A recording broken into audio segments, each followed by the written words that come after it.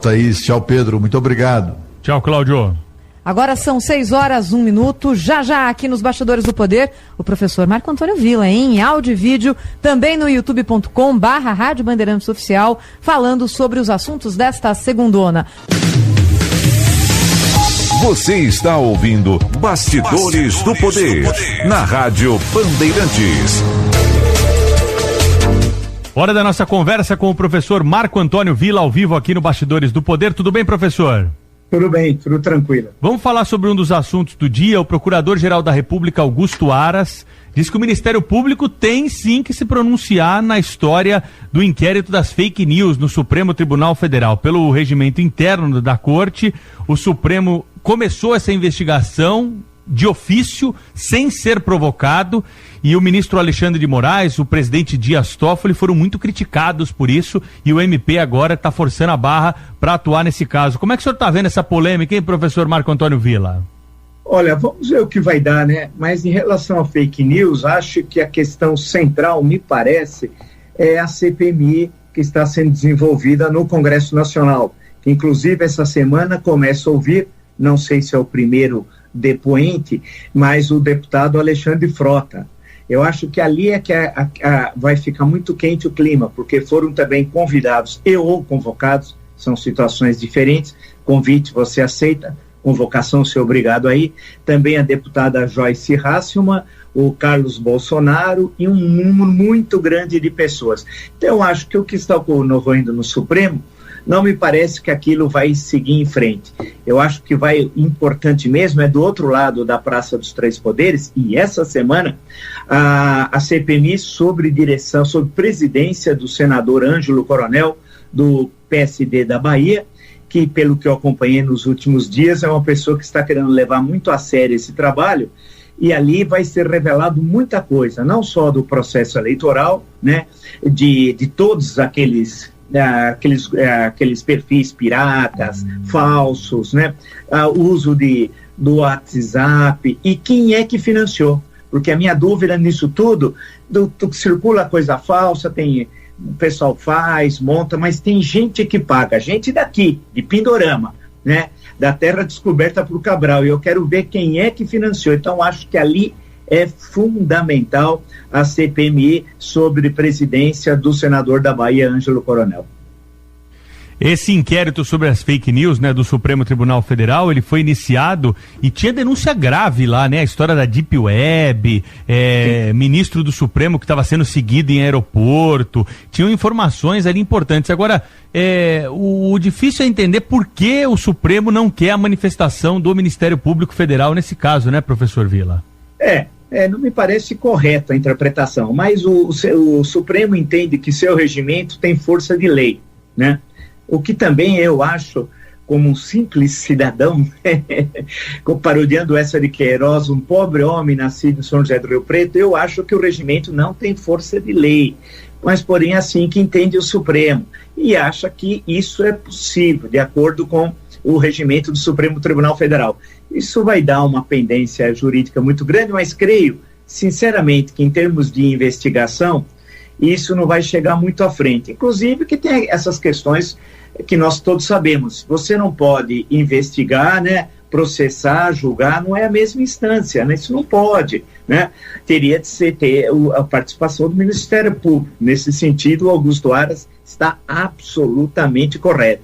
Agora, eu acho, insisto, que é do outro lado da praça, a coisa vai ferver. Inclusive, hoje, com postagens e postagens apagadas, né?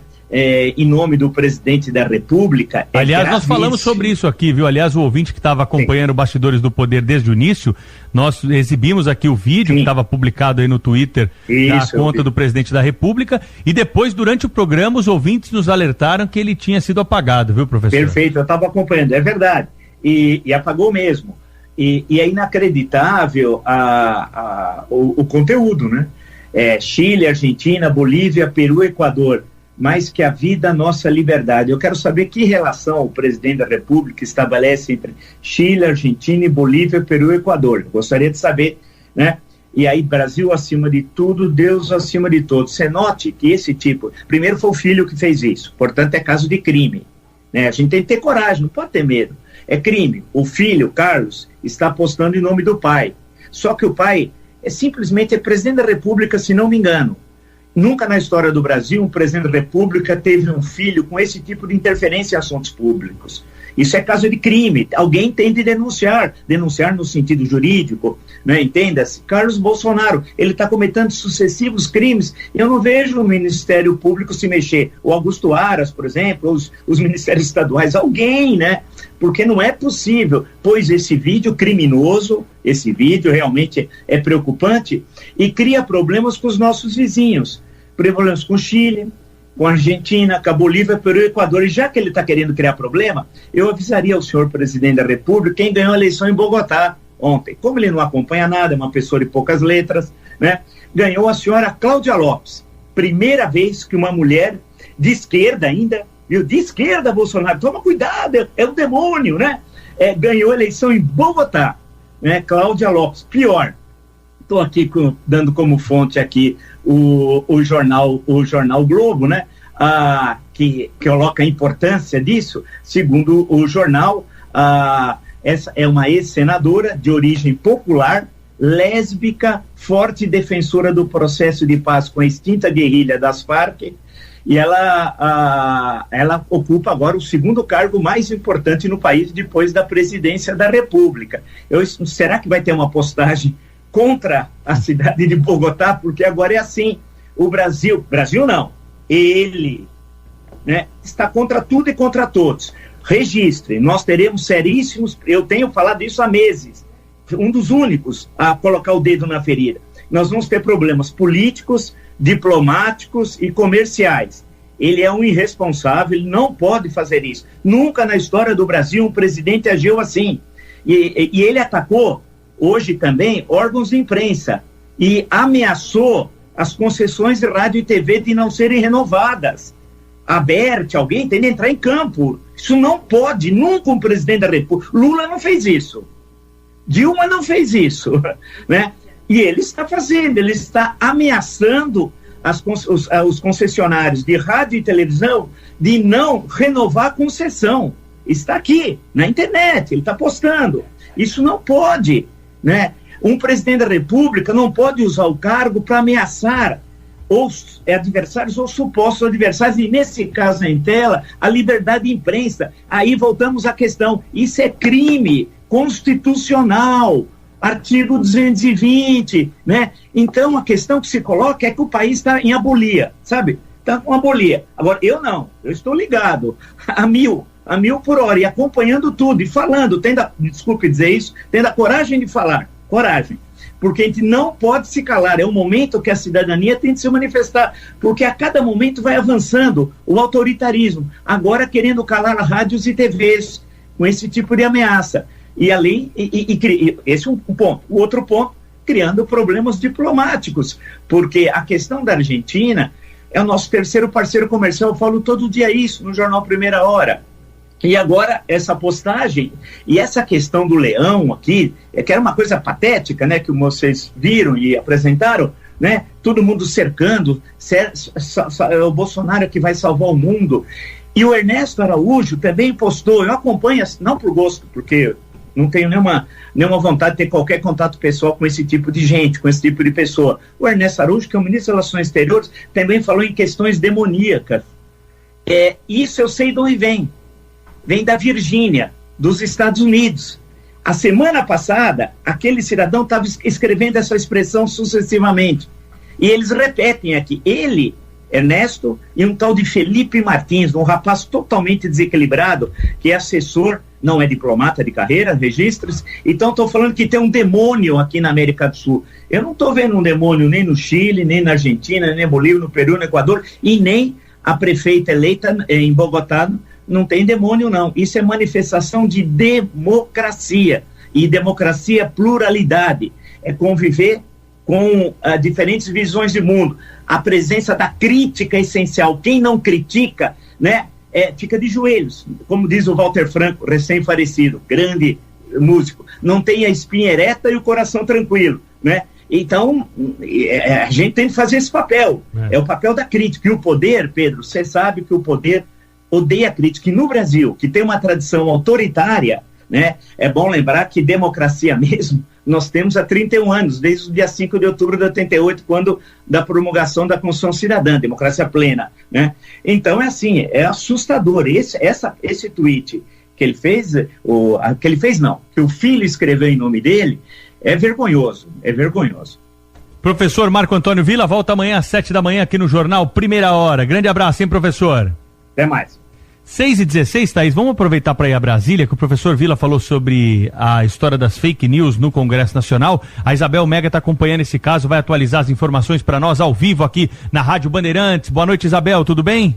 Oi, Pedro, boa noite para todo mundo aí no estúdio, tudo certo aqui em Brasília. Hoje é feriado por aqui, viu? A gente tem ponto facultativo para os servidores, mas uma Brasília bem mais calminha, viu? Inclusive com o Congresso Nacional fechado, Palácio do Planalto funcionando também em esquema de plantão, então tudo calmo por aqui. Mas o que promete não ser muito calmo é essa CPMI das fake news. Ela promete muitas emoções, a gente vai contar por quê.